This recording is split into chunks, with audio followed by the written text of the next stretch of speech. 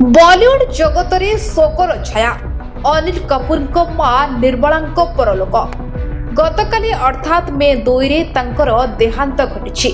निर्मला 90 वर्ष बयस देहत्याग करिसेंती। चिकित्सित समय कोकिलाबेन अंबानी हॉस्पिटल रे तांकर देहांत होइछि। मां को परलोक परे मर्माहत होई कपूर परिवार रो सदस्य माने सोशल मीडिया रे निर्मला को फोटो पोस्ट करी श्रद्धांजलि अर्पण करिसेंती।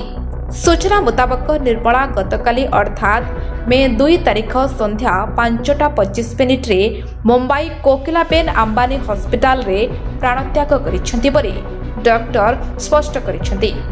फिल्म निर्माता सुरिंदर कपूर को स्त्री निर्मला तांकर पुआ बहु एवं नाती नातुणी सह आनंदपूर्ण जीवन अतिबाहित करथिले। किछि दिन पूर्वरु मध्य पूरा कपूर निर्मला 90तम जन्म उत्सव पालन करथिले, किंतु गतकाली ठारू से कपूर परिवार गहन रे आउ नाहंती, जहा परे पूरा कपूर परिवार दुखरे भांगी पड़िछंती। Bureau report, metro TV Odisha.